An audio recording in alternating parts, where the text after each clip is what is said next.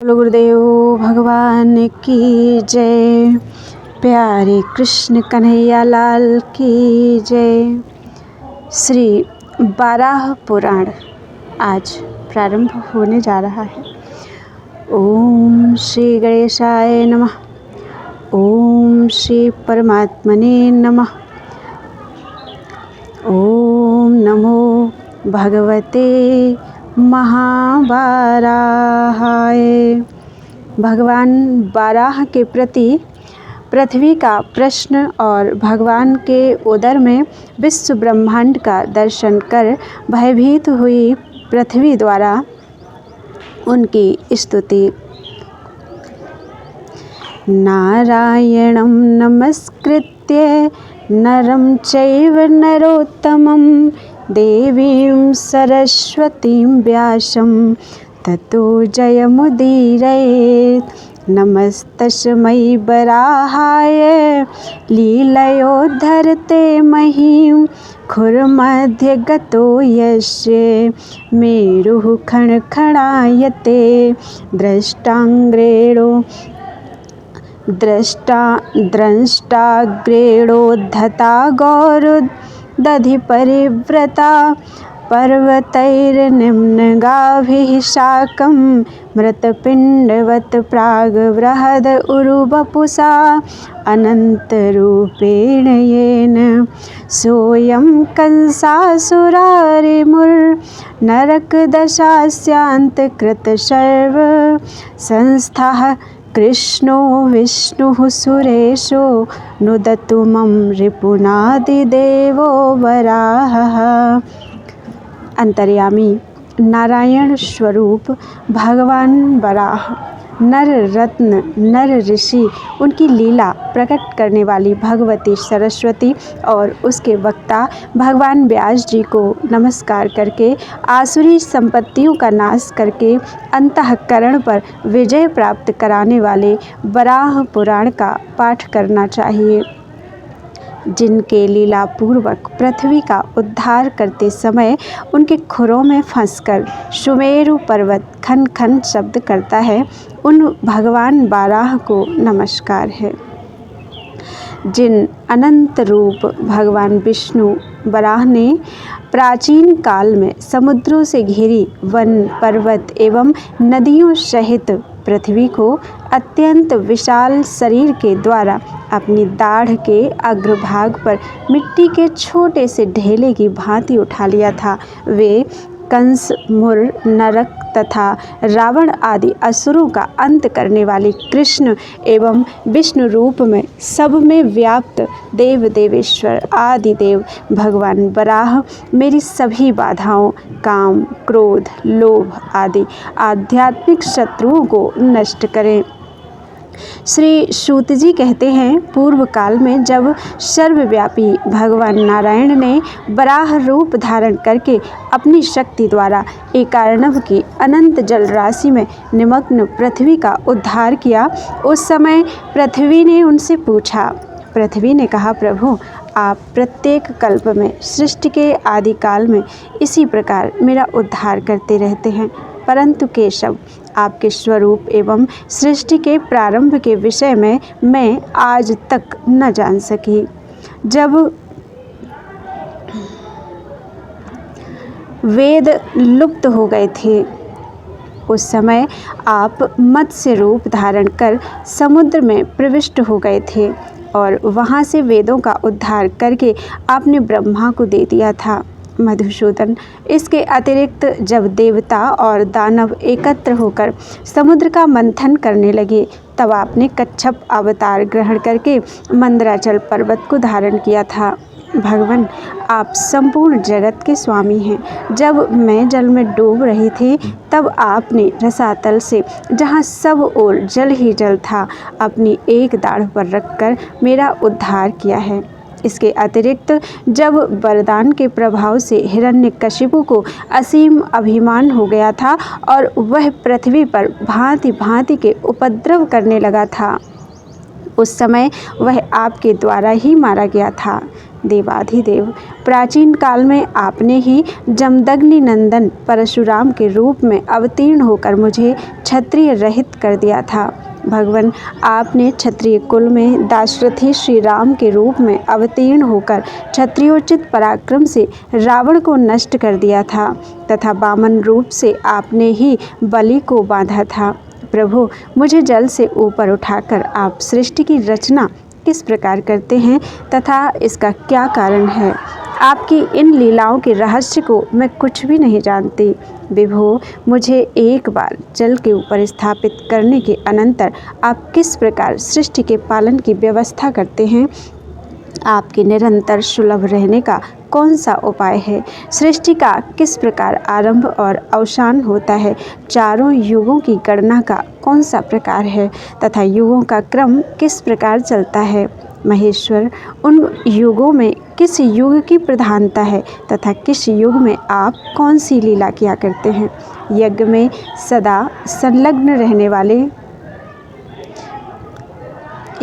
सदा संलग्न किन किन को सिद्धि सुलभ हुई है? प्रभु,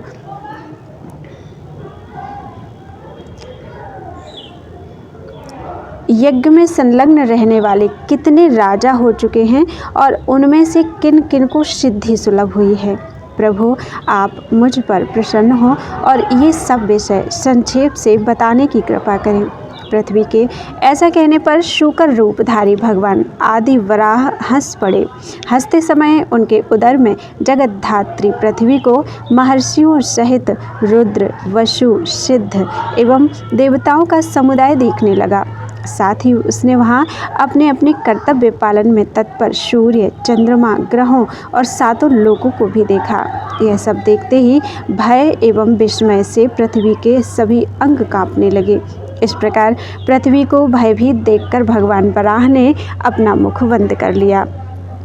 तब पृथ्वी ने उनको चतुर्भुज रूप धारण कर महासागर में शेषनाग की सैया पर सोए देखा। उनकी नाभि से कमल निकला हुआ था। फिर तो चार भुजाओं से सुशोभित उन परमेश्वर को देखकर देवी पृथ्वी ने हाथ जोड़ लिया और उनकी स्तुति करने लगी।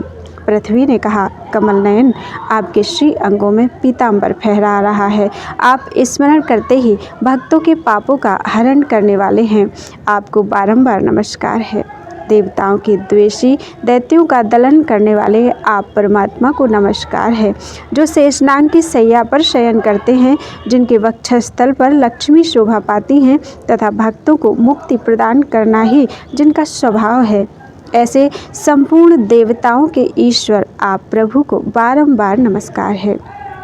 प्रभु, आपके हाथ में खड्ग, चक्र और सारंग धनुष शोभा पाते हैं।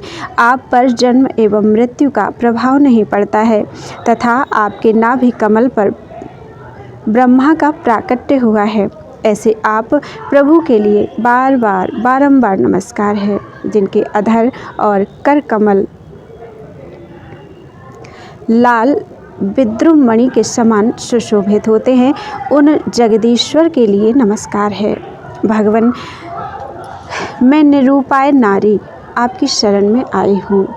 मेरी रक्षा करने की कृपा करें। जनार्दन, सघन नील अंजन के समान श्यामल आपके इस वराह विग्रह को देखकर मैं भयभीत हो गई हूँ। इसके अतिरिक्त चराचर संपूर्ण जगत को आपके शरीर में देखकर भी मैं पुनः भय को प्राप्त हो रही हूँ। नाथ, अब आप मुझ पर दया कीजिए। महाप्रभु, मेरी रक्षा आपकी कृपा पर निर्भर है। कटिभाग की तथा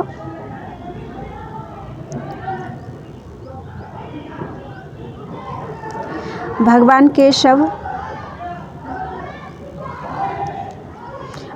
केशव मेरे पैरों की, नारायण मेरे कटिभाग की तथा माधव दोनों जंघाओं की रक्षा करें। भगवान गोविंद गुह्यांग की रक्षा करें। विष्णु मेरी नाभि की रक्षा करें तथा मधुसूदन उदर की रक्षा करें।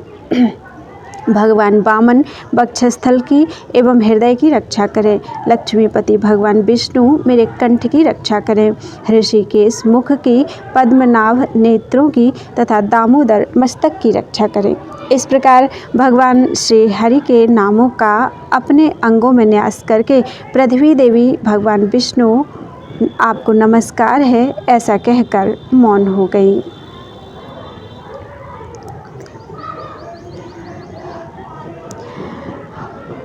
दूसरा अध्याय। विभिन्न सर्गों का वर्णन तथा देवर्षि नारद को वेद माता सावित्री का अद्भुत कन्या के रूप में दर्शन होने से आश्चर्य की प्राप्ति। बोलो वृंदावन बिहारी लाल की जय।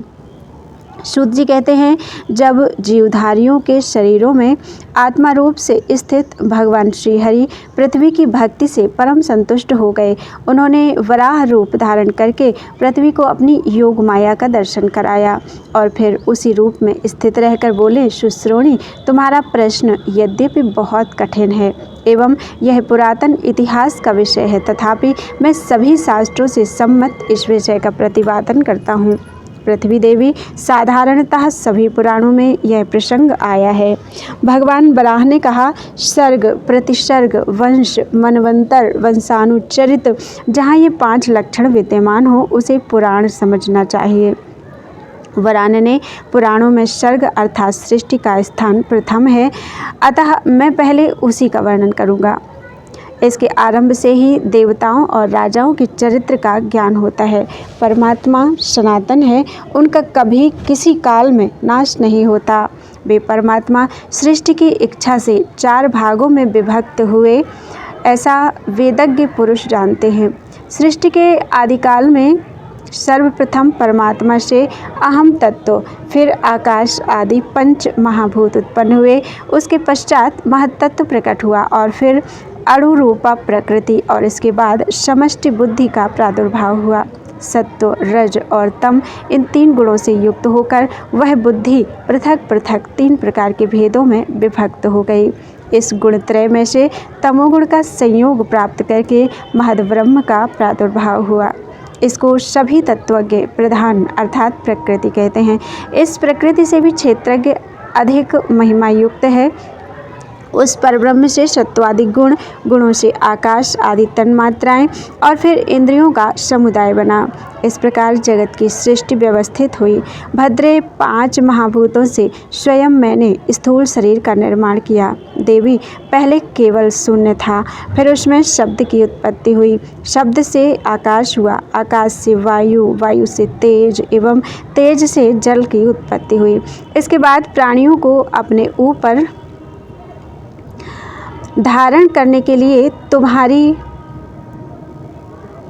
रचना हुई, पृथ्वी देवी की रचना हुई। पृथ्वी और जल का संयोग होने पर बुदबुदाकार कलल बना और वही अंडे के आकार में परिणत हो गया। उसके बढ़ जाने पर मेरा जलमय रूप दृष्टिगोचर हुआ। मेरे इस रूप को स्वयं मैंने ही बनाया था। इस प्रकार नार अर्थात जल की सृष्टि करके मैं उसी में निवास करने लगा। इसी से मेरा नाम नारायण हुआ। वर्तमान कल्प के समान ही मैं प्रत्येक कल्प में जल में शयन करता हूँ और मेरे सोते समय सदैव मेरी नाभि से इसी प्रकार कमल उत्पन्न होता है, जैसा कि आज तुम देख रही हो। देवी, ऐसी स्थिति में मेरे नाभि कमल पर चतुर्मुख ब्रह्मा उत्पन्न हुए। तब मैंने उनसे कहा, महामते, तुम प्रजा की रचना करो। ऐसे कहकर मैं अंतर्ध्यान हो गया और ब्रह्मा भी सृष्टि रचना के चिंतन में लग गए। वसुंधरे, इस प्रकार चिंतन करते हुए ब्रह्मा को जब कोई मार्ग नहीं सूझ पड़ा तो फिर उन अव्यक्त जन्मा के मन में क्रोध उत्पन्न हुआ। उनके इस क्रोध के परिणाम स्वरूप एक बालक का प्रादुर्भाव हुआ। जब उस बालक ने रोना प्रारंभ किया तब अव्यक्त रूप ब्रह्मा ने उसे रोने से मना किया। इस पर उस बालक ने कहा, मेरा नाम तो बता दीजिए। तब ब्रह्मा ने रोने के कारण उसका नाम रुद्र रख दिया। शुभ है, उस बालक से भी ब्रह्मा ने कहा, लोकों की रचना करो। परंतु इस कार्य में अपने को असमर्थ जानकर उस बालक ने जल में निमग्न होकर तप करने का निश्चय किया। उस रुद्र नामक बालक के तपस्या के लिए जल में निमग्न हो जाने पर ब्रह्मा ने फिर दूसरे प्रजापति को उत्पन्न किया। दाहिने अंगूठे से उन्होंने प्रजापति की तथा बाएं अंगूठे से प्रजापति के लिए पत्नी की सृष्टि की। प्रजापति ने उस स्त्री से स्वयंभू मनु को उत्पन्न किया।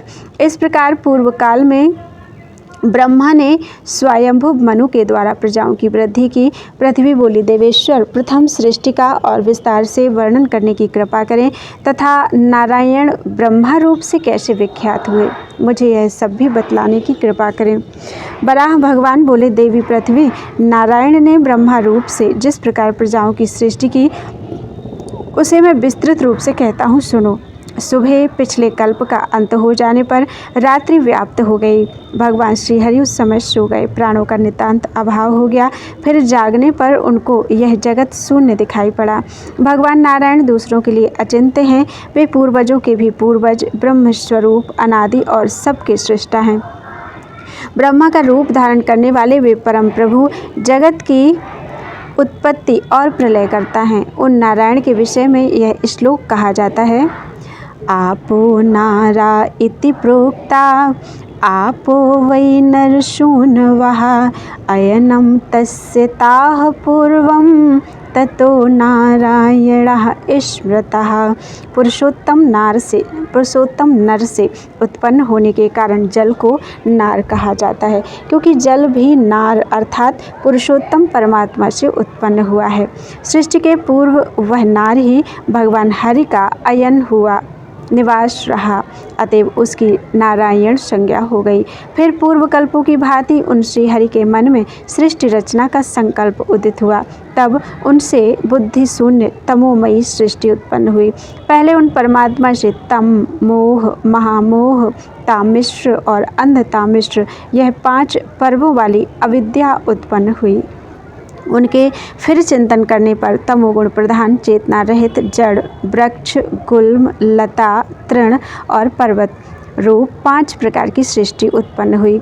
सृष्टि रचना के रहस्य को जानने वाले विद्वान इसे मुख्य सर्ग कहते हैं। उन परम पुरुष के चिंतन करने पर दूसरी पहले की अपेक्षा उत्कृष्ट सृष्टि रचना का कार्य आरंभ हो गया। यह सृष्टि वायु के समान वक्र गति से या तिरछी चलने वाली हुई, जिसके फलस्वरूप इसका नाम तिर्यक स्रोत पड़ गया। इस सर्ग के प्राणियों की पशु आदि के नाम से प्रसिद्धि हुई। इस सर्ग को भी अपनी सृष्टि रचना के प्रयोजन में असमर्थ जानकर ब्रह्मा द्वारा पुनः चिंतन किए जाने पर एक और दूसरा सर्ग उत्पन्न हुआ। यह ऊर्ध्व स्रोत नामक तीसरा धर्मपरायण सात्विक सर्ग हुआ, जो देवताओं के रूप में ऊर्ध्व स्वर्ग आदि लोकों में रहने लगा। ये सभी देवता ऊर्ध्वगामी एवं स्त्री पुरुष संयोग के फलस्वरूप गर्भ से उत्पन्न हुए थे। इस प्रकार इन मुख्य सृष्टियों की रचना कर लेने पर भी जब ब्रह्मा ने पुनः विचार किया तो उनको ये भी परम पुरुषार्थ अर्थात मोक्ष के साधन में असमर्थ दिखे। तब फिर उन्होंने सृष्टि रचना का चिंतन करना प्रारंभ किया और पृथ्वी आदि नीचे के लोकों में रहने वाले अर्वाक स्रोत सर्ग की रचना की। इस अर्वाक स्रोत वाली सृष्टि में उन्होंने जिनको बनाया वे मनुष्य कहलाए और वे परम पुरुषार्थ के साधन के योग्य थे। इनमें जो सत्वगुण विशिष्ट थे वे प्रकाश युक्त हुए। रज एवं तमोगुण की जिनमें अधिकता थी वे कर्मों का बारंबार अनुष्ठान करने वाले एवं दुख युक्त हुए। शुभगे, इस प्रकार मैंने इन 6 सर्गों का तुमसे वर्णन किया। इनमें पहला महत्तत्व संबंधी सर्ग, दूसरा तन्मात्राओं से संबंधित भूत सर्ग और तीसरा वैकारिक सर्ग है, जो इंद्रियों से संबंध रखता है। इस प्रकार समष्टि बुद्धि के संयोग से प्रकृति से उत्पन्न होने के कारण यह प्राकृत सर्ग कहलाया। चौथा मुख्य सर्ग है पर्वत, वृक्ष आदि स्थावर पदार्थ ही इस मुख्य सर्ग के अंतर्गत हैं। वक्र गति वाले पशु पक्षी तिर्यक स्रोत में उत्पन्न होने से तिर्यक योनि या तैर्यक स्रोत के प्राणी कहे जाते हैं। विधाता की सभी सृष्टियों में उच्च स्थान रखने वाली 6ठी सृष्टि देवताओं की है। मानव उनकी 7वीं सृष्टि में आता है। सत्वगुण और तमोगुण मिश्रित 8वां अनुग्रह सर्ग माना गया है, क्योंकि इसमें प्रजाओं पर अनुग्रह करने के लिए ऋषियों की उत्पत्ति होती है। इनमें बाद के 5 वैकृत सर्ग और पहले के 3 प्राकृत सर्ग के नाम से जाने जाते हैं। 9वां कौमार सर्ग प्राकृत वैकृत मिश्रित है। प्रजापति के ये 9 सर्ग कहे गए हैं। संसार की सृष्टि में मूल कारण ये ही हैं। इस प्रकार मैंने इन सर्गों का वर्णन किया। अब तुम दूसरा कौन सा प्रसंग सुनना चाहती हो? पृथ्वी बोली, भगवान, अव्यक्त जन्मा ब्रह्मा द्वारा रचित यह नवधा सृष्टि किस प्रकार विस्तार को प्राप्त हुई? अच्युत, आप मुझे यह बताने की कृपा करें। भगवान वराह कहते हैं, सर्वप्रथम ब्रह्मा द्वारा रुद्र आदि देवताओं की सृष्टि हुई। इसके बाद शनकादि कुमारों तथा मरीचि प्रभृति मुनियों की रचना हुई। मरीचि, अत्रि, अंगिरा, पुलह, क्रतु, महान तेजस्वी पुलस्त्य, प्रचेता, भृगु, नारद एवं महातपस्वी वशिष्ठ, ये 10 ब्रह्मा जी के मानस पुत्र हुए। उन परमेष्ठी ने सनकादि को निवृत्ति संज्ञक धर्म में तथा नारद जी के अतिरिक्त मरीचि आदि सभी ऋषियों को प्रवृत्ति संज्ञक धर्म में नियुक्त कर दिया।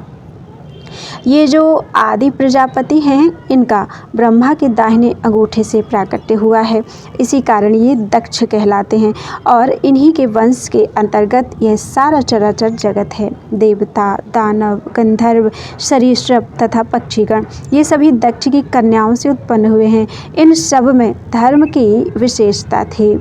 ब्रह्मा के जो रुद्र नामक पुत्र हैं, उनका प्रादुर्भाव क्रोध से हुआ था। जिस समय ब्रह्मा की भौहें रोष के कारण तन गई थीं, तब उनके ललाट से इनका प्रादुर्भाव हुआ। उस समय इनका शरीर अर्धनारीश्वर के रूप में था। तुम स्वयं अपने को अनेक भागों में बांटो, इनसे यूं कहकर ब्रह्मा अंतर्धान हो गए। यह आज्ञा पाकर उन महाभाग ने स्त्री और पुरुष इन 2 भागों में अपने को विभाजित कर दिया। फिर अपने पुरुष रूप को उन्होंने 11 भागों में विभक्त किया। तभी से ब्रह्मा से प्रकट होने वाले इन 11 रुद्रों की प्रसिद्धि हुई। अनघे, तुम्हारी जानकारी के लिए मैंने इस रुद्र सृष्टि का वर्णन कर दिया। अब मैं संक्षेप से युग महात्म्य का वर्णन करता हूँ। सतयुग, त्रेता, द्वापर और कली, ये 4 युग हैं। इन चारों युगों में परम पराक्रमी तथा प्रचुर दक्षिणा देने वाले जो राजा हो चुके हैं एवं जिन देवताओं और दानवों ने ख्याति प्राप्त की है तथा जिन धर्मों कर्मों का उन्होंने अनुष्ठान किया है, वह मुझसे सुनो। पूर्व काल की बात है। प्रथम कल्प में स्वयंभु मनु हुए। उनके 2 पुत्र उत्पन्न हुए, जिनके लोकोत्तर कर्म मनुष्यों के लिए असंभव ही थे। धर्म में श्रद्धा रखने वाले वे महाभाग प्रियव्रत और उत्तानपाद नाम से विख्यात हुए। प्रियव्रत में तपोबल था और वे महान यज्ञशाली थे।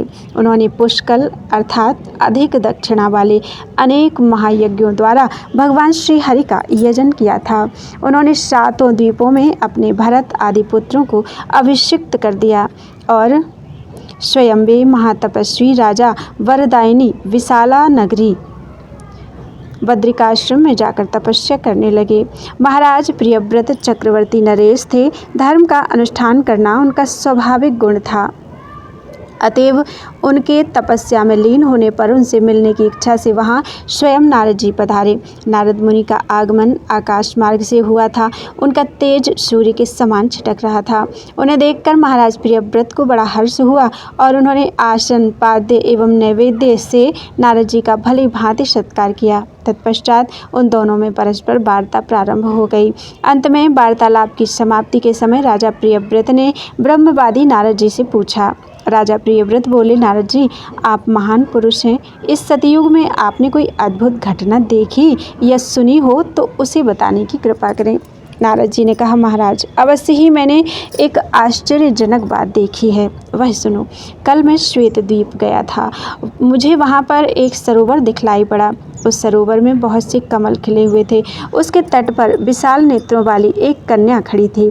उस कन्या को देखकर मैं अत्यंत आश्चर्य में पड़ गया। उसकी वाणी भी अत्यंत मधुर थी। मैंने उससे पूछा, भद्रे, तुम कौन हो? इस स्थान पर कैसे निवास करती हो और यहाँ तुम्हारा क्या काम है? मेरे इस प्रकार पूछने पर उस कुमारी ने एकटक नेत्रों से मुझे देखा, पर न जाने क्या सोचकर वह चुप ही रही। उसके देखते ही मेरा सारा ज्ञान पता नहीं कहाँ चला गया। राजन, संपूर्ण वेद, समस्त शास्त्र, योग शास्त्र और वेदों की शिक्षादि अंगों की मेरी सारी स्मृतियाँ उस किशोरी ने मुझ पर दृष्टिपात करके ही अपहृत कर लीं। तब मैं शोक और चिंता से ग्रस्त होकर महान विस्मय में पड़ गया। राजन, ऐसी स्थिति में मैंने उस कुमारी की शरण ग्रहण की। इतने में ही मुझे उस कुमारी के शरीर में एक दिव्य पुरुष दृष्टिगोचर हुआ। फिर उस पुरुष के भी हृदय में दूसरे पुरुष के हृदय में तीसरे का दर्शन हुआ, जिसके नेत्र लाल थे और वह 12 सूर्यों के समान तेजस्वी था। इस प्रकार उन तीनों पुरुषों को मैंने वहाँ देखा जो उस कन्या के शरीर में स्थित थे। सुव्रत, फिर क्षण भर के बाद देखा तो वहाँ केवल वह कन्या ही रह गई थी एवं अन्य तीनों पुरुष अदृश्य हो गए थे।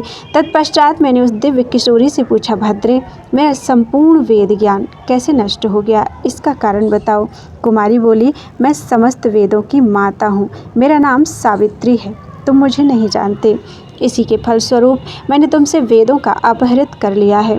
तप रूपी धन का संचय करने वाले राजन, उस कुमारी के इस प्रकार कहने पर मैंने विस्मय विमुग्ध होकर पूछा, शोभने, ये पुरुष कौन थे, मुझे यह बताने की कृपा करो। कुमारी बोली, मेरे शरीर में विराजमान इन पुरुषों की जो तुम्हें झांकी मिली है, इनमें से जिसके सभी अंग परम सुंदर हैं, इसका नाम ऋग्वेद है। यह स्वयं भगवान नारायण का स्वरूप है। यह अग्निमय है। इसके सस्वर पाठ करने से समस्त पाप तुरंत भस्म हो जाते हैं। इसके हृदय में यह जो दूसरा पुरुष तुम्हें दृष्टिगोचर हुआ है, जिसकी उसी से उत्पत्ति हुई है, वह यजुर्वेद के रूप में स्थित है। वह यजुर्वेद के रूप में स्थित महाशक्तिशाली ब्रह्मा है। फिर उसके वक्षस्थल में भी प्रविष्ट जो यह परम पवित्र और उज्ज्वल पुरुष दिख रहा है, इसका नाम सामवेद है। यह भगवान शंकर का स्वरूप माना गया है। स्मरण करने पर सूर्य के समान संपूर्ण पापों को यह तत्काल नष्ट कर देता है।